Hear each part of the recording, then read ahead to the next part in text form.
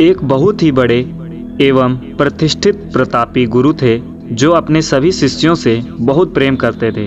अपने शिष्यों के हर गुणों, अवगुणों और कमियों के बारे में पता करके उन्हें भविष्य के लिए तैयार किया करते थे।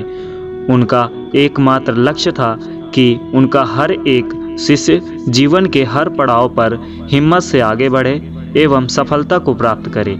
वैसे तो उनके सभी शिष्य बहुत होशियार और चालाक थे, परंतु उनके सभी शिष्यों में एक शिष्य बहुत ही भोला था, स्वभाव का बड़ा ही कोमल और सरल विचारों वाला था, लेकिन वह बहुत ज़्यादा आलसी था।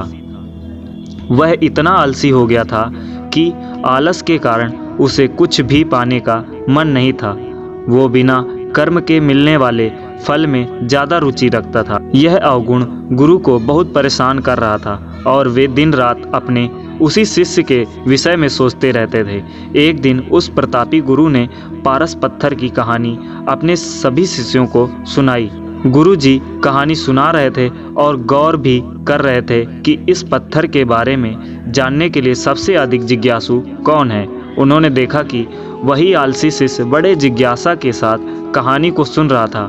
यह देख गुरु उसकी मनसा समझ गए कि यह आलसी है, इसलिए उसे इस जादुई पत्थर की लालसा है। लेकिन ये मूर्ख यह नहीं जानता कि जो व्यक्ति कर्महीन होता है उसकी सहायता तो स्वयं भगवान भी नहीं कर सकते, और ये तो बस एक साधारण सा पत्थर है। यह सोचते सोचते गुरु ने सोचा कि यही सही वक्त है इस शिष्य को आलसी के अवगुणों से अवगत कराने का।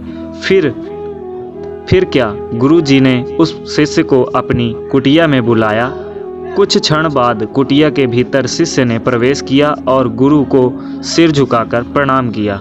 गुरु ने आशीर्वाद देते हुए कहा, बेटा, मैंने आज जिस पारस पत्थर की कहानी सुनाई वो पत्थर मेरे पास है और तुम मेरे सबसे प्रिय शिष्य हो, इसलिए मैं वो पत्थर सूर्योदय से लेकर सूर्यास्त तक के लिए तुम्हें देना चाहता हूँ। तुम उससे जो करना चाहो कर सकते हो।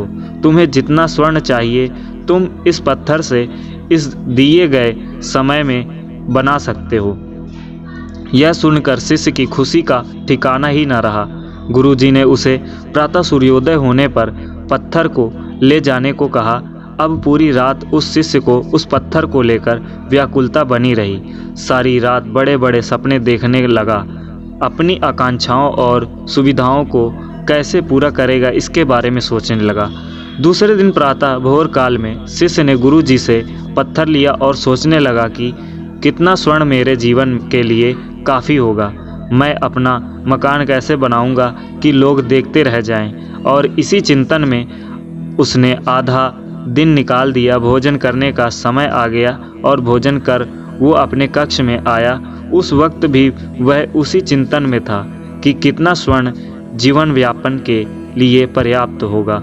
और यह सोचते सोचते आदत अनुसार भोजन के बाद उसकी आंख लग गई और जब खुली तब दिन ढलने को था और गुरु जी के वापस आने का समय हो चुका था। उसे फिर कुछ समझ नहीं आया और वह कुछ भी तय नहीं कर पा रहा था कि इतने में गुरु जी वापस आ गए और उन्होंने पत्थर वापस ले लिया। शिष्य ने बहुत विनती की लेकिन गुरु जी ने एक न सुनी। तब गुरु जी ने शिष्य को समझाया, पुत्र, आलस्य व्यक्ति की समझ पर लगा ताला है। आलस के कारण तुम इतने महान अवसर का लाभ भी नहीं उठा सके। जो व्यक्ति कर्म से भागता है उसकी किस्मत कभी उसका साथ नहीं देती। तुम एक अच्छे शिष्य हो परंतु तुम में बहुत आलस है। जिस दिन तुम इस आलस के चोले को निकाल फेंकोगे उस दिन तुम्हारे पास कई पारस के पत्थर होंगे। शिष्य को गुरु की यह बात समझ आ गई और उसने खुद को पूरी तरह से बदल दिया। अब उसे कभी किसी पारस की लालसा नहीं रही। दोस्तों, यह कहानी काल्पनिक है जिसका सारांश यही है कि हमें अपनी किस्मत से ज़्यादा अपने कर्म पर विश्वास करना चाहिए। बिना कर्म किए हम कुछ भी हासिल नहीं कर सकते। आपको यह कहानी कैसी लगी कमेंट करके ज़रूर बताएं। धन्यवाद।